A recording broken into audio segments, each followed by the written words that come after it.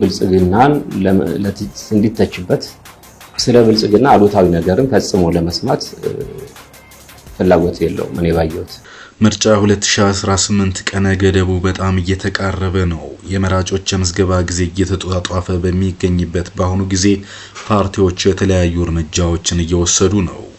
ትልቁ ዜና ኢዜማ ፕሮፌሰር ብርሃኑ ነጋን ማሰናበቱ ነው።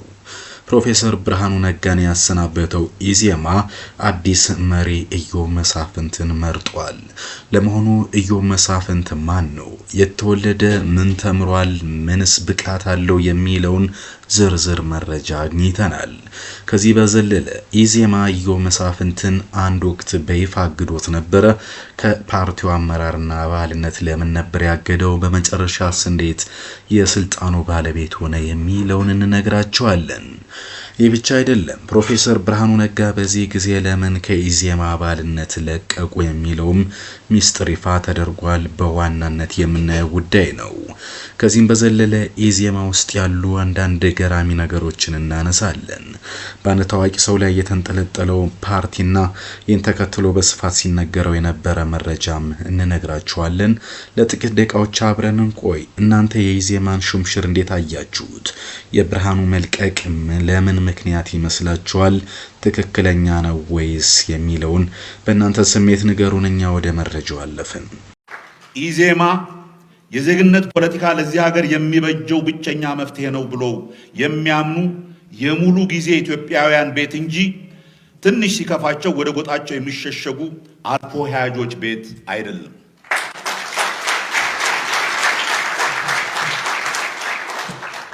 ኢዜማ አንድ አዲስ መረጃን አሰራጭቷል። ይህም የፓርቲውን የረጅም ጊዜ አንጋፋውን መሪ ፕሮፌሰር ብርሃኑ ነጋን ማሰናበቱ ነው። ኢዜማ አስቸኳይ ስብሰባ ሲያከናውን ሰንብቷል። የካቲት 29 2018 ባደረገው አስቸኳይ ስብሰባ ነው የፓርቲው መሪ የነበሩትን ፕሮፌሰር ብርሃኑ ነጋን ያሰናበተው። በሳቸው ምትክ እንግዲህ አቶ ኢዮብ መሳፍንትን መሪ አድርጎ መርጧል። በአድዋ ሙዚየም ነው የተካሄደው ይህ ስብሰባ። ፓርቲው በተመሳሳይ የአገልግሎት ጊዜያቸውን ያጠናቀቁትን ምክትል መሪ አርክቴክት ዮሐንስ መኮንንንም እንዲሁ በአቶ ንጋቱ ወልዴ መተካቱን ይፋ አድርጓል። በዚህ ጊዜ ውስጥ እንግዲህ አዲሱ ነገር ኢዮብ መሳፍንትን ለመሪነት፣ አቶ ንጋቱ ወልዴን ለምክትል መሪነት ሲመርጥ ወይዘሮ ሃሮሌ ዮሴፍን ለመሪነት እንዲሁም አቶ መልካሙ ሸጊቶን ለምክትል መሪነትም ይፋ አድርጎ ወደ ውድድሩ አምጥቶ እንደነበር ይታወቃል። በመጨረሻ እንግዲህ ኢዮብ መሳፍንት የፓርቲው መሪ ሆነዋል። አቶ ኢዮብ በነገራችን ላይ በቦሌ ክፍለ ከተማ ለአዲስ አበባ ከተማ ምክር ቤት ተወዳድረው ነበር በ2021 ወይም ደግሞ በስድስተኛው ጠቅላላ ምርጫ ማለት ነው። ተወልዶ ያደጉት አዲስ አበባ ጉርድ ሾላ ተብሎ የሚታወቀው አካባቢ ነው። አዲሱ የኢዜማ መሪ የመጀመሪያ ደረጃ ትምህርታቸውን በገዳመ ሴታውያን የካቶሊክ ሚሽን ትምህርት ቤት ነው የተማሩት። ሁለተኛ ደረጃ ትምህርታቸውን ደግሞ በሰላም የህፃናት መንደር ትምህርት ቤት ተምረዋል። የመጀመሪያ ዲግሪን ከአለሚያ ዩኒቨርሲቲ በህግ፣ የማስተርስ ዲግሪን ከኢንዲራ ጋንዲ ናሽናል ኦፕን ዩኒቨርሲቲ በፖለቲካል ሳይንስ ያገኙ ናቸው። አቶ ኢዮብ መሳፍንት ወይም በዛሬው ዕለት ብርሃኑ ነጋን የተኩት የኢዜማው አዲስ መሪ ኢዮብ መሳፍንት ሁለተኛ የማስተርስ ዲግሪና በሰላምና ደህንነት በአዲስ አበባ ዩኒቨርሲቲ የሰላም ደህንነት ተቋምን ተምረው አጠናቀዋል። የመጨረሻ ጥናታዊ ጽሑፍን በመስራት ላይ ይገኙ የነበሩት ከዚህ በፊት በነበረው የምርጫ ጊዜ ነው። በህግ ባለሙያነትና በተለያዩ ኮሌጆች በማስተማር ከ13 ዓመት በላይ የስራ ልምድም ያላቸው ናቸው። በአዲስ አበባ ከተማዎችና ከሌሎች ዓለም አቀፍ ከተሞች እኩል ለነዋሪዎች ምቹ ማድረግ፣ ሀገሪቱ ተፈጥሮ የቸራትን ሀብትና የሰው ኃይል በአግባቡ ተጠቅማ ከድህነት እንድትወጣ ማድረግ፣ ህዝቡ ቢያንስ መሰረታዊ ፍላጎቶች ሁሉ ተሟልተውለት በሀገሩ የመኖር መብቱ እንዲከበርና ተንቀሳቅሶ እንዲሰራ ማድረግ ህልም አለኝ ይላሉ አቶ ኢዮብ መሳፍንት። ኢዜማን ለማሳካት የሚያስችል ያስተሳሰብ ሙሉ የተግባር ብቃት ያለው በመሆኑ ህልሜ በኢዜማ እንደሚሳካ አልጠራጠርም የሚል ሙሉ እምነት ያላቸው ሰው እንደነበሩ ይታወቃል። ግን እነዚህን ሀሳቦች አቶ ኢዮብ መሳፍንት በአንድ ወቅት ያልጠበቁት ነገር ገጠማቸው። ይህም ከኢዜማ መታገድ ነበር።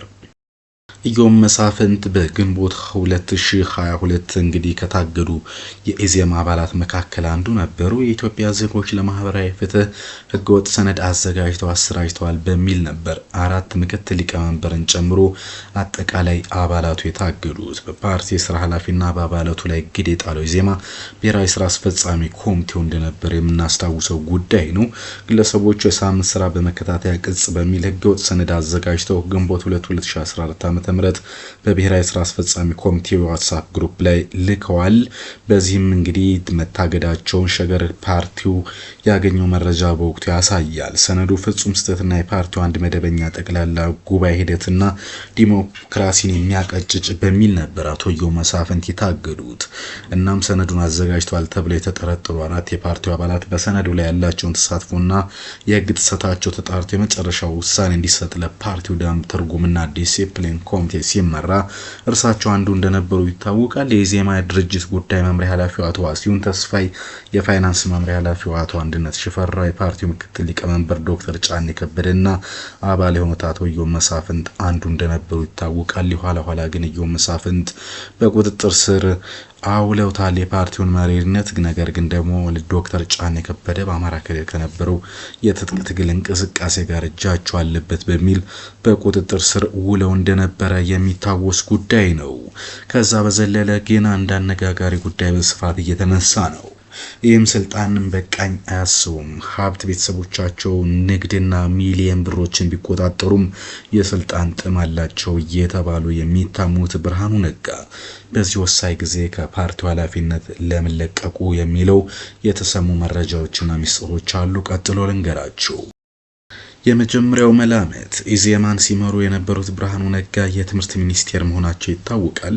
ይህን ተከትሎ በይፋ ብልጽግና ሊቀላቀሉ ነው የሚለው መላምት በስፋት እያየለ መጥቷል። ሁለተኛው ግን ከዚህ በፊት ብርሃኑ በኃላፊነትና በስልጣን ሀገሬን ማገልገል አለብኝ የሚል እልህ ይዟቸው ከአሜሪካ ኢትዮጵያ ድረስ መጥተዋል። ከዛ በፊት ጠመንጃ አንስተው ኤርትራ በረሃ ከርመዋል።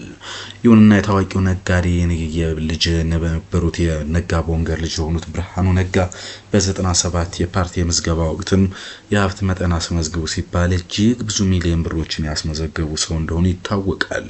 ስለዚህ የብር ችግር የሌለባቸው ሰው ለምንድን ነው ለዚህ ሁሉ የሚፋለሙት የሚል ጥያቄ ነበር። ይሁንና ረጅም ህይወታቸውን በሰውበት ሁኔታ በስልጣን ሀገሬን አላገለገልኩም የሚልልህ አንዱ ነው ተብሎ ሲነገር ነበር። ይሁንና በኋላም ሲቋምጡለትና ሲመኙት የነበረውን ስልጣን በትምህርት ሚኒስቴር ሆነው አገልግለዋል። ይህም እንግዲህ በቂ ጊዜያቸውና አላማዬን አሳክቻለሁ የሚለው አንዱ ነው። ሁለተኛው ጉዳይ ግን ከዚህ በኋላ ከሚኒስትርነት በዘለለ ጠቅላይ ሚኒስትርነት ወይም ከዚህ የተሻለ ስልጣን ሊያገኙ አይችሉም። ስለዚህ ህይወታቸውን የመጨረሻ ዘመን በማሳመር ላይ ይገኛሉ። ለዚህም ዜማ የዲሞክራሲ የሽግግርና የለውጥ አብዮት ነው በሚል አንዱን የስልጣን በመልቀቅ ማሳየት ይፈልጋሉ የሚል ጉዳይ ቢሆንም ኢዮብ መሳፍንትም ሆነ ኢዜማው መሪ ብርሃኑ ነጋና አጠቃላይ በፓርቲው በከፍተኛ ሁኔታ ላይ ኃላፊነት ላይ ይገኛሉ የሚሉ አብዛኛው ሰዎች የአንድ ማህበረሰብ ወይም ጉራጌ መሆናቸው ተከትሎ ከሱ ወጥቶ ወደ ኢዮብ መሳፍንት ቢሄድ ያን ያህል ብዙ የገዘፈ ልዩነት አይፈጥርም። ምክንያቱም የኢዜማ መሪ በመሆንና ከመንግስት ጋር እንሰራለን በሚል ሚኒስትር በመሆን ሰፊ አገልግሎት ሲያገኙ ነበር። ስለዚህ የአገልጋይነት ዘመናቸው ኢዜማ ቢመረጡም ባይመረጡም በትምህርት ሚኒስትርነታቸው ይቀጥላሉ የሚለው አንዱ ነው። ሁለተኛው ነገር ግን አሁን ላይ ፕሮፋይላቸውን እንግዲህ ታዋቂ ኢኮኖሚ መምህር በሚል ብቻም ሳይሆን የኢትዮጵያን ትምህርት ሚኒስቴርን ከመሩ ሰዎች በሚል ዝርዝር ውስጥ የህይወት ታሪካቸው በመካተቱ የጡረታ ዘመናቸውን በሌላ ስራ ዘርፍ ለማሳለፍና ለመኖር አንዱ ጠቃሚ ነው የሚል ጉዳይ ይነሳል። ከዛ በዘለለም ደግሞ አንድ ጉዳይ አለ። እስኪ ይሄን ልንገራችሁ። በርካታ ተቾች በአንድ ታዋቂ ላይ የተንጠለጠለ ፓርቲ መመስረት አግባብ አይደለም የሚል ሀሳቦች ይነሳሉ። ጉምቱ የኦሮሞ ፖለቲከኛ ሌንጮ ለታ ኢትዮጵያ ውስጥ ትክክለኛ የፖለቲካ ፓርቲ አደረጃጀት ተከትሎ የተመሰረተ ፓርቲ የለም፣ ብዙዎች ፓርቲዎች አንድን ታዋቂ ሰው ከበው የሚመሰረቱ ናቸው የሚል ሀሳብ አለው። ሰውዬ የብሔር ፖለቲካ ባይጥመንም እውነታው ግን ጥርሱን ያገጠጠ ነው ይላሉ። 10 ሚሊዮን አባላት አሉኝ የሚለው ብልጽግና አዲስ አበባ ላይም ሆነ ሌሎች አካባቢ ያሉ አንዱ እንደሆነ ይታወቃል። ኢዜማም ከብርሃኑ ነጋና አንዱዓለም አራጌ ባሻገር በራሳቸው ብቃት የቆሙና የሺዋስ አሰፋ፣ ዶክተር ሙሉዓለም ተገኘ ወርቅ፣ ዮሐንስ መኮንን፣ ክቡር ገና አበባ ካሉ፣ ዶክተር አንሙ አንተነህ፣ ኮሰብ እድሪስ፣ መንግስቱ አማረ፣ ጽዮን እንግዳዬ፣ ዮም መሳፍንት፣ ግርማ ሰይፉ፣ ተክሌ በቀለ፣ ሀብታሙ ኪታባ፣ ማን ይሁን፣ ዳንኤል ሽበሽ ወዘተ የነበሩት ነበር ይላል። በነገራችን ላይ ይሄ በ21 በምርጫው ጊዜ የተጻፈ ጽሁፍ ነው። ከዛ በኋላ አንዳንዶች ከሀገር ወጥተዋል፣ አንዳንዶች ከፓርቲው ለቀዋል፣ አንዳንዶች ታስረዋል።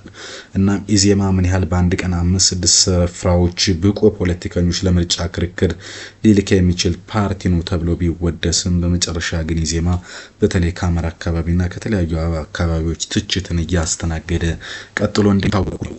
ይህ የሆነበት አንዱ ምክንያት እንግዲህ ኢዜማ ከዚህ በፊት ከግንቦት ሰባት በኋላ የመጣ ነው። ግንቦት ሰባት ደግሞ በኢትዮጵያዊነት ስር የሚንቀሳቀስ ፓርቲ እንደነበረ ይታወቃል።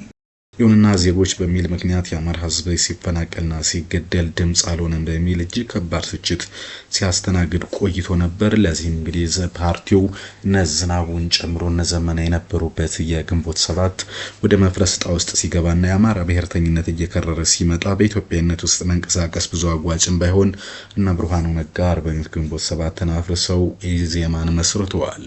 በኢዜማ ውስጥም እንግዲህ ኢትዮጵያዊነት እንቅስቃሴ ያን ያህል ብዙ የሚያስኬድ አይደለም። የገቢ ማሰባሰቢያ ጨምሮ ብዙ እንቅስቃሴዎችን ባይኖሩ እንኳን ታዋቂ ሰዎችን ማካተት ችሎ ነበር። በኋላ እንግዲህ ኢዜማ ለኢትዮጵያ ህዝብ እዚህ ግባ የሚባል ድምጽ ሊሆን አልቻለም። ብርሃኑ ነጋም እንግዲህ የስልጣን ተቋዳሽ በሚል ሌሎች የኢዜማ አባላትም ሲታሰሩ እዚህ ግባ የሚል አይደለም፣ አንድ ፓርቲ ነው የታሰረው፣ እሱም ከሚስቱ ጋር ተጣልቶ ነው የሚል ቢያፌዝም በርካቶች የኢዜማ አባላት ታስረዋል የሚሉ ትችቶች ሲነሱ ነበር። ለማንኛውም ምርጫ 2018 ሊደርስ 3 ወራት ቀርቶታል። የምርጫ ምዝገባ እየተካሄደ ነው የሚገኘው። ቀጣይ የነ ብርሃኑ ነጋ መዳረሻ ይሆናል የሚለውን የምንመለከተው ነው የሚሆነው። ለአሁን ያስኩላችሁ መረጃ ግን አበቃው። መልካም